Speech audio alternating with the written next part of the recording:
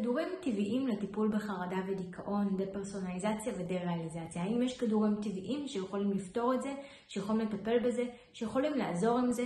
בואו נדבר על כדורים טבעיים ובהשוואה לכדורים פסיכיאטריים. בואו נעשה קודם כל פתיח קצר ונתחיל.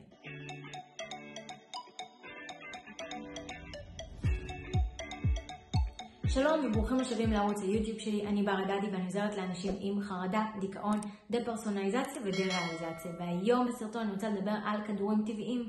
כדורים טבעיים לחרדות, דיכאון, דפרסונליזציה ודה-ריאליזציה. תמיד אנשים שואלים, האם יש כדורים טבעיים שיכולים פשוט לפתור לי את זה?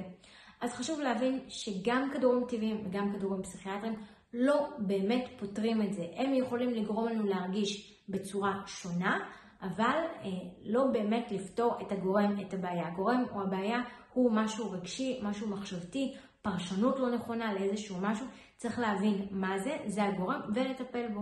כדורים יכולים לעזור. כדורים, טיפות, מה שזה לא יהיה, יכולים לעזור להקל על התחושות. זה כמו קביים. אם מישהו עכשיו שבר את הרגל, הוא צריך לעשות פיזיותרפיה כדי לעזור לרגל להחלים ולחזור לתפקוד מלא. עם זאת, קביים יכולים לעזור לו בינתיים ללכת ולא להישאר במיטה כל היום בלי לעשות כלום. צריך להבין שכדורים הם קביים, הם לא פותרים, ולכן כדורים טבעיים שיפתרו לי את כל הבעיות, אין. יש לנו כדורים שיכולים לעזור לנו להקל מבחינת תסמינים ומה שאנחנו מרגישים. עכשיו בואו נעשה קודם כל את ההפרדה בין כדורים פסיכיאטריים לבין כדורים טבעיים. כדורים פסיכיאטריים מכילים בפנים גם חומרים כימיים, מה שבעצם כופה על המוח ועל הגוף שלנו לקבל את החומר. הגוף לא יכול פשוט לסלק את החומר, הוא חייב להכיל אותו ולהשתמש בו. ולכן הם משפיעים עלינו, הם יוצרים ישר השפעה. כדורים פסיכיאטריים הם משפיעים על המוח ולכן אסור לשחק איתם. אנחנו ממש לא רוצים לשחק עם המוח שלנו. אוקיי? המוח שלנו הוא המרכז, וברגע שיש בעיה במוח אנחנו נרגיש שזה בכל הגוף. חרדה, דיכאון, דפרסונליזציה, דה-ריאליזציה, בכלל בעיות נפשיות, זה מגיע מהמוח. זו איזושהי בעיה במוח. לא בעיה נוירולוגית, אלא בעיה נפשית, זאת אומרת בעיה בפרשנות של איזשהו משהו קורה בתפקוד של המוח שיוצר את הדברים האלה. והכדורים הפסיכיאטריים בעצם מכניסים חומרים שגורמים למוח לפעול בצורה אחרת. שוב, זה לא פותר את הבעיה מהשורש שלה, אלא זה קביים שיכולים לעזור לנו. לדוגמה, באדם שחווה חרדה מאוד מאוד גדולה, אז הכדורים יכולים לפעמים להפוך אותו אפילו לזומבי, שהוא לא ירגיש כלום, בגלל שהחרדה מאוד גדולה. מי שחווה את זה בהתקפים, זה יכול לאזן אותו, זה יכול להקטין את כמות החרדה. זה יכול, אם יש דיכאון מאוד מאוד גדול, זה יכול להקטין את תחושת הדיכאון.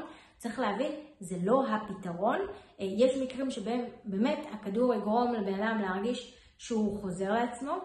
הרבה פעמים זו תגובה יותר פסיכולוגית מאשר הכדור, אבל לא משנה. בכל מקרה עדיין צריך ללכת ולטפל, ולא להסתמך עכשיו על הכדור, לקחת אותו כל החיים וזה יפתור לי את כל בעיות החיים, מכיוון שצריך להבין שברגע שאנחנו לוקחים כדור, אחרי כמה שנים המינון כבר יצטרך לעלות, אולי להחליף כדור. בעצם אנחנו לא פותרים את הבעיה, ובאיזה שלב כבר המוח מתרגל לכדור הזה, ואז הבעיה שוב פעם תצוף, ולכן חשוב כן ללכת לטיפול.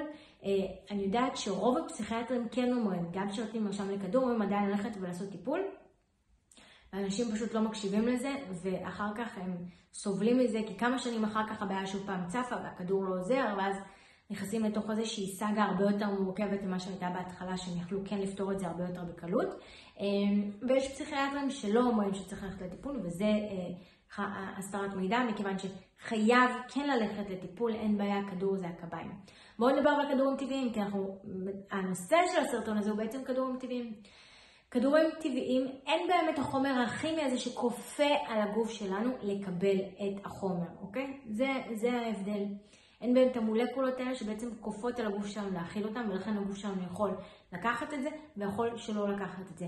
מה שחשוב להבין שכדורים טבעיים בדרך כלל יכולים לעזור וליצור איזושהי רגיעה. או לחלופין איזון, לדוגמה אדם שחסר לו ויטמין D או כל מיני ויטמינים אחרים, או בכלל שלא חסר לו, בכלל יש כל מיני ויטמינים טובים שיכולים לעזור, לדוגמה זה יותר תוספים, כמו לדוגמה אומגה 3, ויש עוד כל מיני תרכובות של תוספים שיכולים באמת לעזור, ואיך הן עוזרות? הן יוצרות איזושהי רגיעה. הן משפיעות על הגוף, בעצם יותר להירגע, וזה יכול להקל עלינו. שוב, מדובר בסופו של דבר בקביים.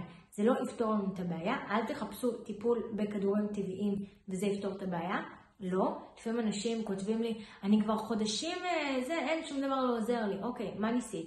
ונותנת לי רשימה של כל מיני תוספים טבעיים שהיא ניסתה, וניסיתי את זה, וניסיתי את זה, וניסיתי את התוסף הזה, וניסיתי את הטיפות האלה, אוקיי, אבל ניסית קביים, ואת רואה שהקביים האלה לא עוזרים לך, אז למה לא ללכת לטיפול?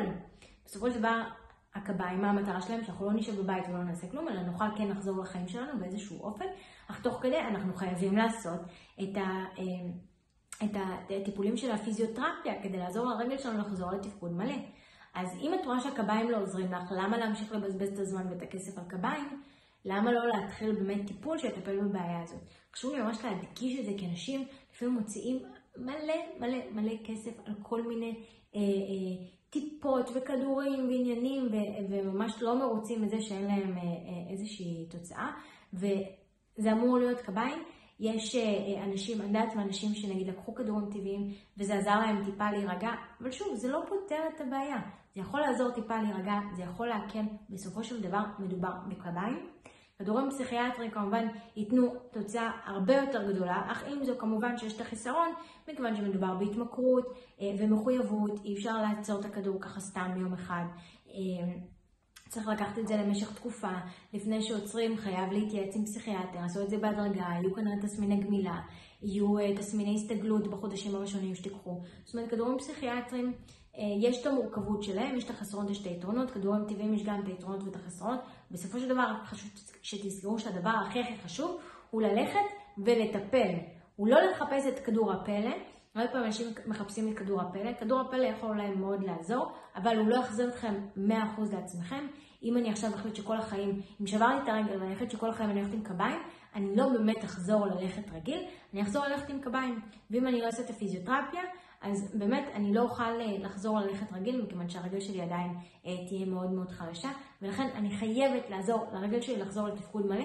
אותו דבר גם עם המוח שלנו, המוח שלנו מקבל שוק ממשהו שקרה, ואז אנחנו צריכים לעזור לעשות פיזיותרפיה למוח. טיפול זה בעצם פיזיותרפיה למוח, לעזור למוח שלנו לעשות את הפיזיותרפיה, כדי שיוכל לחזור לתפקוד מלא, ולהשתחרר מזה ולהמשיך הלאה ולחזור לחיים שלנו ולהרגיש הרבה יותר משוחררים וחופשיים. אני מקווה שהסרטון הזה ענה לכם מהשאלה לגבי כדורים טבעיים, לגבי הציפיות שלכם שצריכות להיות מכדורים טבעיים וטיפות וכל הדברים הטבעיים האלה, שהם יכולים להיות מעולים, ואני בעד, אך לשים לב שזה לא הפתרון, זה לא, עדיין צריך יחד עם זה את הפיזיותרפיה של המוח. אם הסרטון הזה עזר לכם, אפילו קצת ענה לכם על השאלה, תעשו לייק ותשאירו תגובה כדי שיגיע לעוד אנשים ויוכל לעזור גם להם.